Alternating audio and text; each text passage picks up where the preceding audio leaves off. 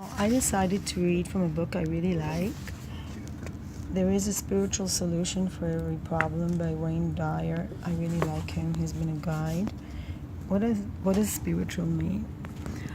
This is especially relevant in Israel because there's people like I took this course once and we talked about what does it mean religion. It was a university course. And religion is actually mean rules. So people devise a religion, a set of rules for people. But what does spiritual mean? Spiritual is from the word spirit. It's everything that's not physical. So it says here, it's written in the Bhagavad Gita. It literally means the Song of God, I guess.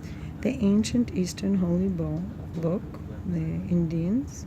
We are born into a world of nature. Our second nature is into a world of spirit.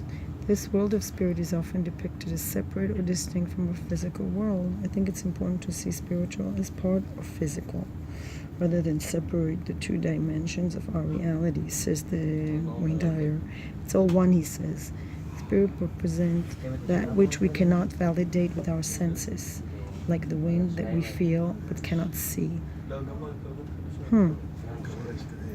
Two great saints from different corners of the world, as well as different religious persuasions, have described spirit this way. Spirit is the life of God within us, Saint Teresa of Avila, and whatever draws the mind outward is unspiritual. Whatever draws the mind inward is spiritual. I feel that's so true. That's by Ramana Maharishi. The key to understanding spirituality is this idea of our inner world and our outer world, one world, yet two unique aspects of being human. I have a friend who compares the physical to a light bulb and the spiritual to electricity. He insists that electricity has been around as long as spirituality, but that we did not make a religion of it when it was discovered. Likewise, when I refer to spiritual, I do not intend it to be synonymous with religious. Religion is orthodoxy, rules, and historical scriptures maintained by people over long periods of time. Generally, people are born into religions and raised to obey the customs and practice of that religion without questions. These are customs and expectations from outside of the person and do not fit any definition of spiritual. I prefer a definition of spirituality as described in St. Teresa's and Maharishi's observations. Spirituality comes from within, the result of recognition, realization, and reverence. My personal understanding of spiritual practice is that it is a way of making my life work at a higher level of receiving guidance for handling problems. The ways in which I personally do this involve a few simple basic practices.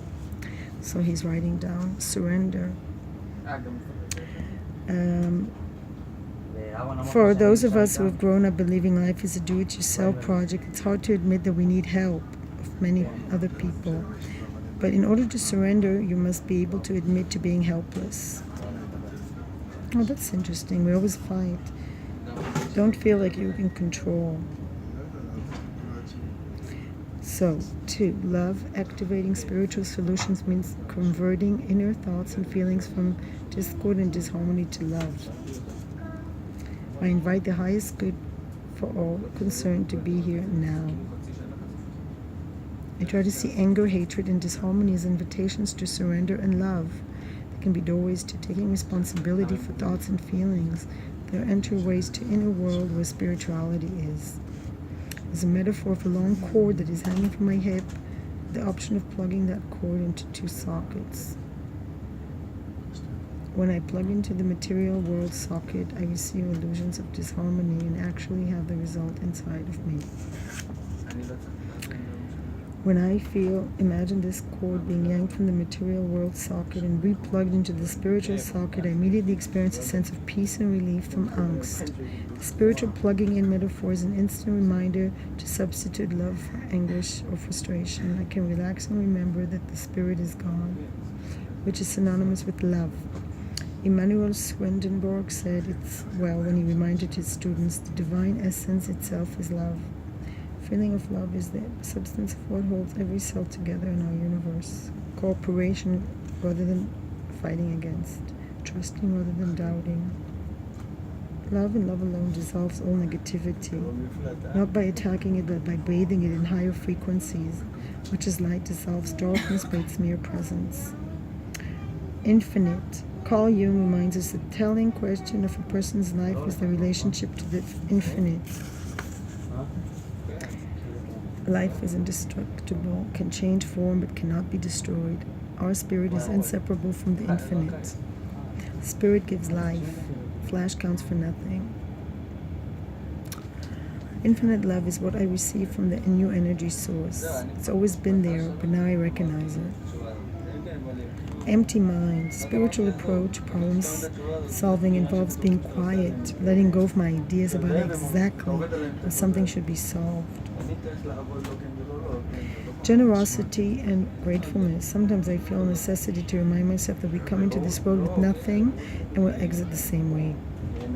Finding a spiritual solution to every problem involves doing the only thing I can do with my life, giving it away and being grateful for the opportunity. As you sow, so you shall reap. How may I serve? If you ask, how may I serve, the message I receive, how may I serve you? What can I give you?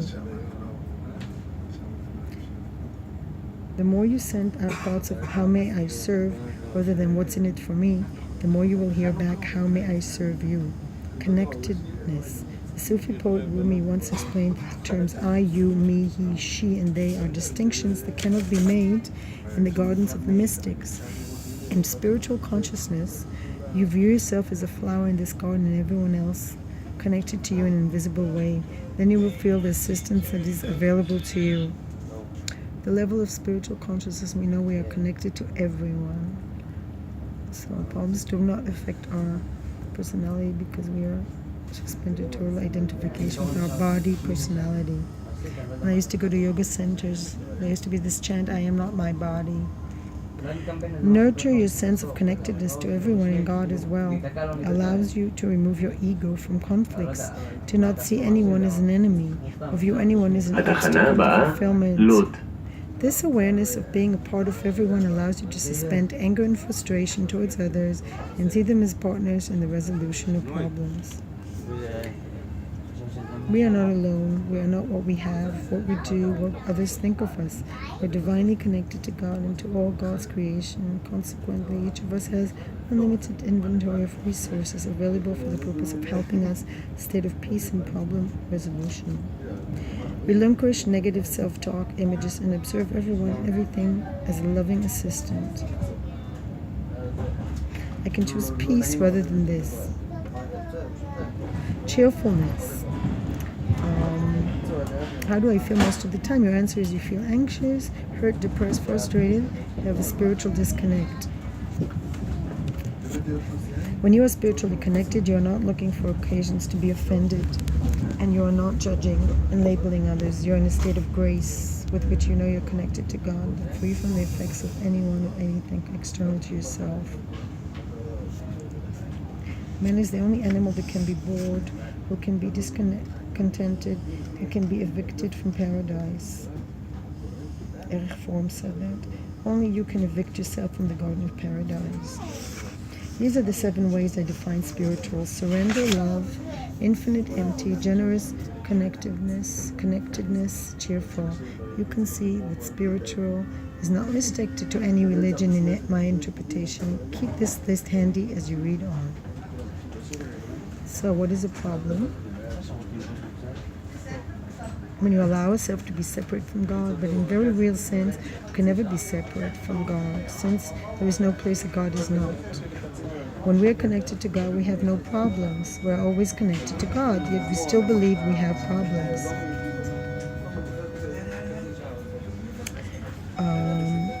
It takes great learning to understand that all things are helpful. Problems are illusions. So, challenges.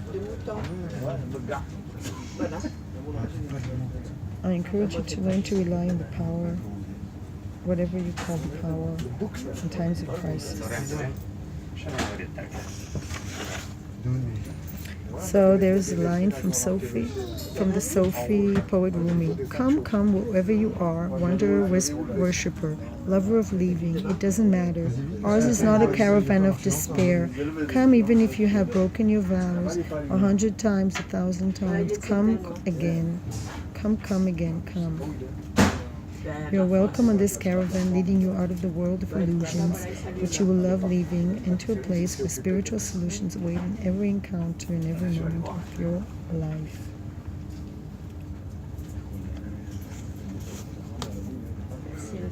Peace, light, and love.